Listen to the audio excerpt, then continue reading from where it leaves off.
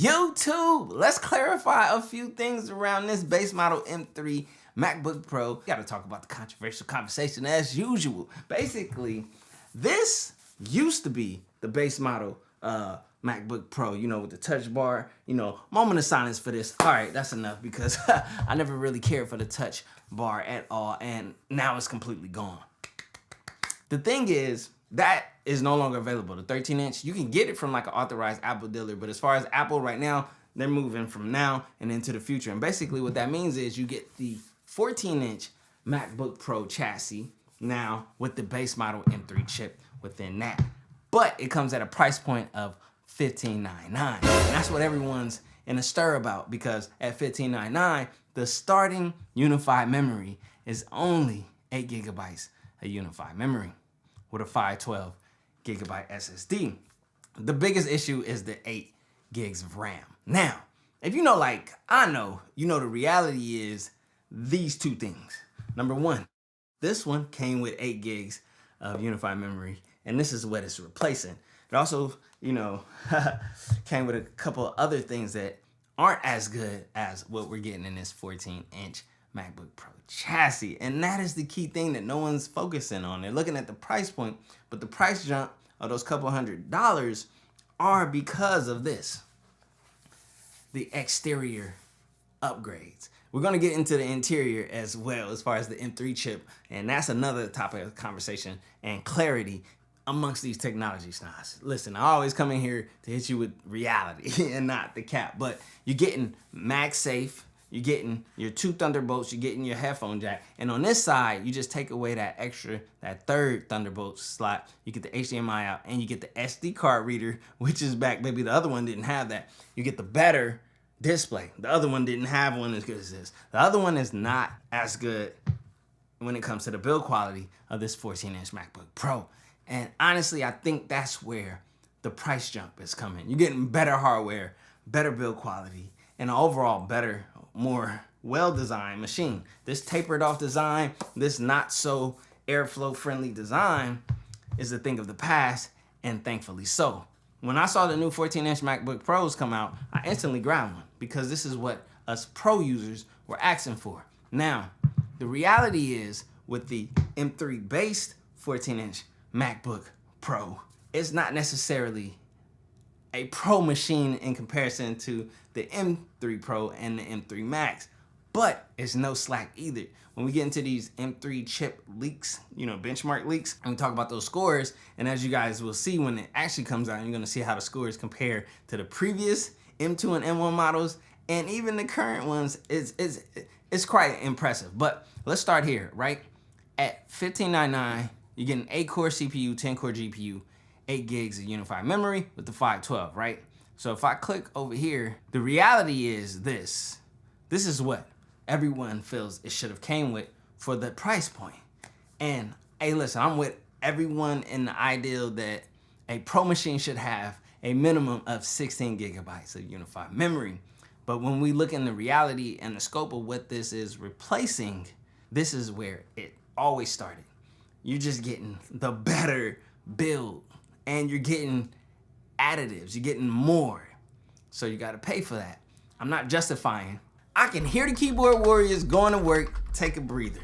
Listen, I'm with you, but when you add 16 gigs of unified memory, you jump the price to $1799, and you're literally $200 away from the M3 Pro, which is the true pro machine. That's where the Pro really starts, if we're being honest. And again, this is the ladder that Apple has, and it's very geared at the upslope, and it works extremely well, and in some cases it's actually justified. But for those people who just want the base model, who are just gonna do web browsing, who are just going to want this chassis versus, you know, the other one, and they want the upgrades and so forth, and 8 gigs of unified memory is gonna serve them well with the 512 SSD, and they're fine with the price and it fits in their budget, what is there to complain about? It's only the technology snobs complaining about a machine that they would never buy for themselves personally. That's what I always want to clarify. Now, let's move into how this is actually separated from the other models, but let me talk about the chip really quick.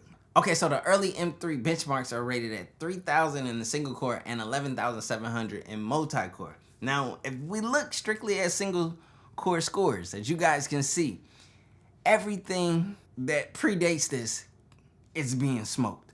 And as it should, the CPU is actually doing what it's supposed to do. It's upgrading and it is improving and it's faster. From a single core perspective, this smokes everything. Mac Studio, M2 Ultra, M2 Max, you know what I mean, M1 Max, whatever. It does not want smoke with the M3. 3000 is at the top, and it will be, right? That always happens, just for clarity. Now, when you jump into the multi-core score, that's where you separate the boys from the men, because we're only at an 11,700 score for the M3, just base. And when we look at these more pro machines, as you guys can see, then it falls down into place like right above the Mac Pro Intel. And yeah, it's falling even behind like the M2 Pro chips and so forth. It's competing, but it's not quite there. But everything is impressive. So from a single core perspective, we can say, yo, it's faster than the M2 Ultra and M2 Max and get the clicks and so forth. And from a single core perspective, it is. But you know, multi-core is where it's at. And again, it's falling right here from the bench, you know, leaks or whatever. Now, the reason why I pointed that out, right, is because the M3 chip is no slouch. So even getting a base 14-inch chassis at that 1599 is packing some heat. So if we look at what really separates it from a physical perspective, especially looking in comparison to not only last year's or the previous 13-inch model, but the M3 Pro, as you guys can see, you know what I mean? It's core counts and things like that. Now, the M3 Pro won't start at 16 cores and so forth, but it's mainly CPU core counts as far as separation from the M3 Pro. But from last year's M2, I mean, core counts are exactly the same. Unified memory, you see, the key thing that a lot of people aren't talking about or focusing on is we always get efficiency upgrades, and that shows 2 hours of extra battery rating right now. You know, it's a rating than the previous predecessor that this is replacing. So you're getting more for what you got. And if I went down into those other, minute things, which are mainly external, you'll see a lot more of the upgrades. The screen, look at this, resolution jump. Look at this, screen display jump. Like, that alone is worth paying more, right? Now, from a weight perspective, it's only a difference of 0.4 pounds, so that's not even a talk or an issue. And from the audio perspective, you're getting better speakers, a better audio system. That's factoring into that price jump. Man, listen, ooh, boy. If you really look at the details and the truth, you'll see where price justification is somewhat there.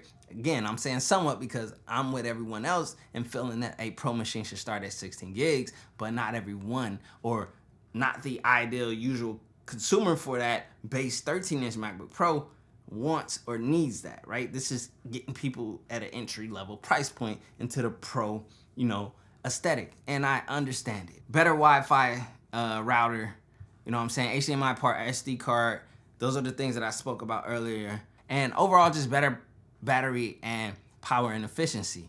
Again, let's go back to discussion. Once you start trying to expand to 16 gigabytes of memory on this base M3, it's more than likely that you should be looking at an M3 Pro possibly, because you're trying to expand that memory for that Pro expansion if that's what you're going for.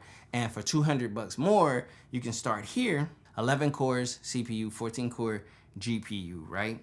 You're gonna get that extra Thunderbolt port, which is super clutch. And another thing is you can send out to multiple displays versus just the one display with the base M3. That's another expansion point that's worth it for the Pro model for the people who can utilize that, right? There's also the memory bandwidth of 150 gigabytes per second versus the 100 gigabytes per second. That matters in the Pro, task and things like that.